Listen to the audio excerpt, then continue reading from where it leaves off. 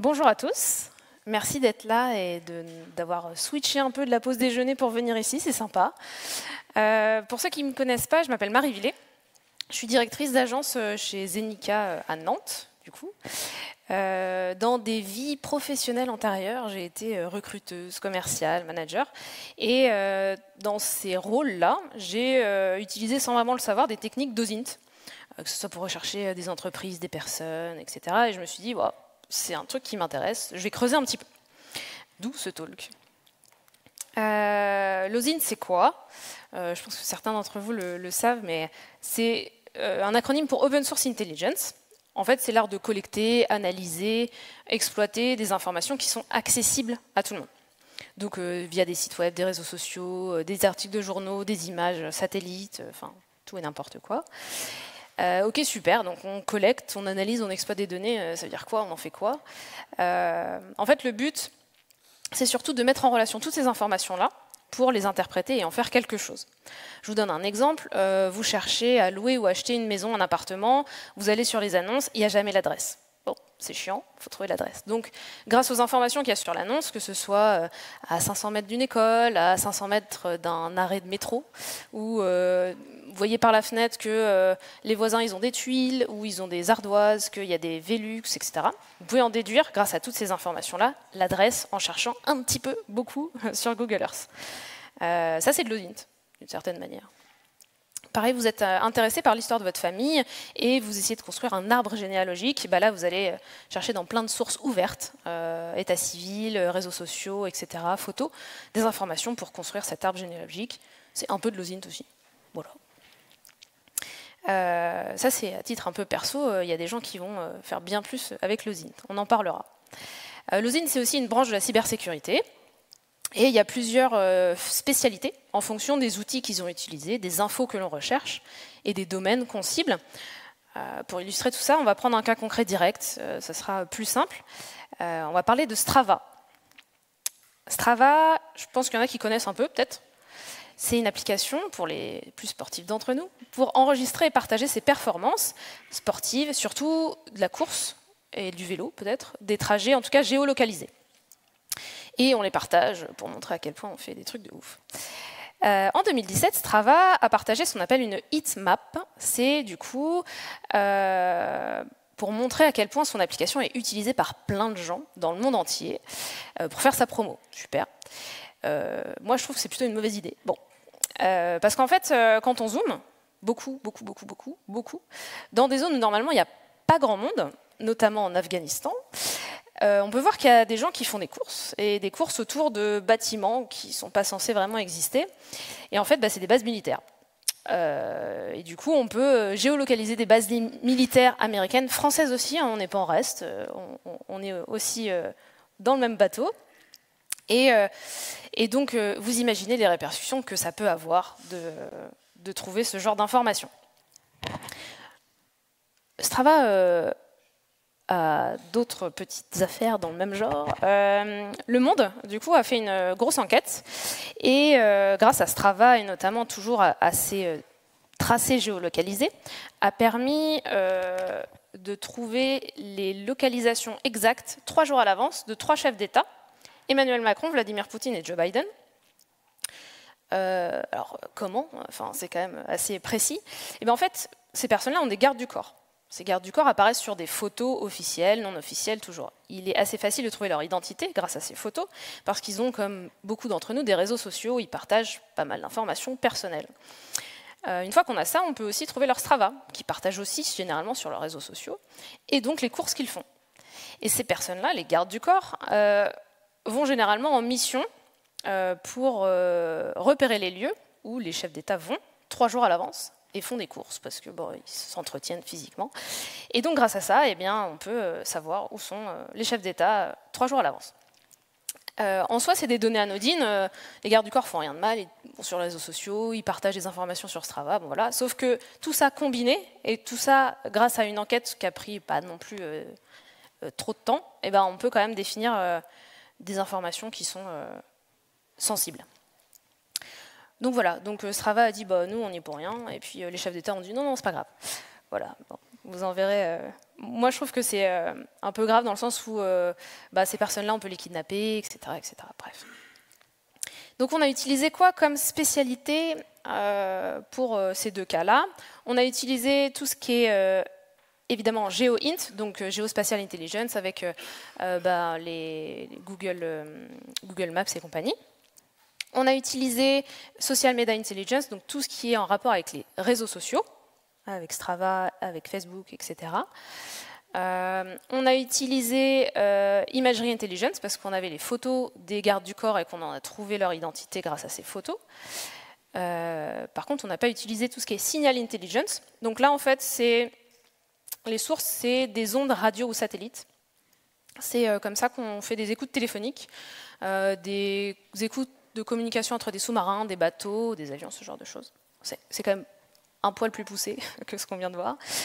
Il y a tout ce qui est FinHit. Donc là, c'est des informations sur des flux financiers, entre autres. Donc c'est beaucoup utilisé pour détecter des fraudes, des blanchiments d'argent, ou juste faire de la veille concurrentielle aussi.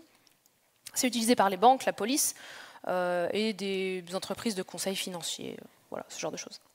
Et la dernière, c'est la Cyber Threat Intelligence. Donc là, c'est les informations liées aux cyberattaques.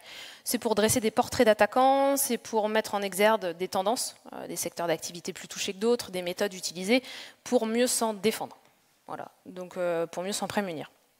Voilà un petit peu les différentes spécialisations. Vous avez bien vu que quand on fait une enquête en OSINT, on mélange un peu toutes les spécialisations, inévitablement.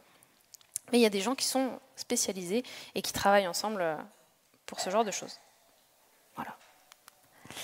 Ok, on a vu ce qu'on peut faire avec l'OSINT dans son quotidien, on a vu des techniques d'OSINT, ok, super, mais par qui elles sont utilisées et pourquoi dans la vraie vie? Parce que les trucs Strava, c'était plus des journalistes qui s'en servaient. Encore une fois, on va prendre un cas concret, on va parler de monsieur Christopher Vincent Kinahan. Je ne suis pas sûre que vous le connaissez, moi je ne le connaissais pas avant. C'est pas une personne formidable, c'est une personne qui est à la tête d'un groupe mafieux irlandais, qui fait du trafic de drogue, trafic d'argent, trafic de personnes. Bon, voilà, vous imaginez le personnage. Recherché par la DEA aux États-Unis, mais pas que. Et bien sûr, il est recherché par la police, donc ils font tous des enquêtes, etc. Et en fait, l'enquête, elle a vachement avancé grâce à deux organisations qui sont Bellingcat, qui est une ONG de journalistes et de personnes comme vous et moi qui sont volontaires et qui font de l'OSINT pour régler ce genre d'enquête, et le Sunday Times. La particularité de ce monsieur, c'est qu'il adore laisser des avis sur Google. Il a un palmarès incroyable, 221 avis depuis 2019 et je ne sais plus 1100 photos. Ouais. Je pense que Google peut le remercier pour sa contribution. Et donc, il est malin quand même. Il s'appelle Christopher Vincent Kinahan et il a utilisé comme pseudo Christopher Vincent. Donc, on peut presque pas le retrouver, quand même. N'empêche qu'il faut quand même prouver que c'est bien lui, parce que ça peut être un homonyme. Okay. Donc, physiquement déjà, on a traité les photos. Je ne sais pas si vous voyez correctement, mais il y a une photo avec un très long couloir et une vitre au fond. Et donc en zoomant, on voit une silhouette et on voit que ça correspond plus ou moins à sa hauteur en faisant des calculs et plus ou moins à sa silhouette. Ok, bon, c'est pas suffisant, mais c'est un premier indice. Ensuite, si on zoome dans la fenêtre d'un immeuble qui est derrière une photo qu'il a prise, avec des outils un peu puissants, on peut voir une réflexion et on peut voir son visage aussi. Bon bref, il y en a quelques-uns comme ça où on a retrouvé sa silhouette et son visage. Ok, c'est pas suffisant pour prouver que c'est lui, mais ça nous donne des indices. Du coup, on continue nos recherches. Attention, c'est plus technique. Donc, il n'est pas possible, avec un profil d'avis Google, d'avoir une adresse mail. Mais on peut faire l'inverse. Si on a une adresse mail, on peut retrouver le profil d'avis Google. Donc, Bellingcat, le Sunday Times, ils ont essayé pas mal d'adresses mail sans que ça fonctionne. C'est grâce à un outil qui s'appelle Ghunt. Pardon, je regarde derrière. Par contre, ils ont trouvé sur un site web qui s'appelle christopher-vincent.com, au fin fond du code, une adresse mail. Grâce à Wayback Machine, le site n'est plus en ligne, mais grâce à Wayback Machine, ils sont revenus sur le site, ils ont trouvé une adresse mail. Sur ce site-là. Ils ont essayé l'adresse mail.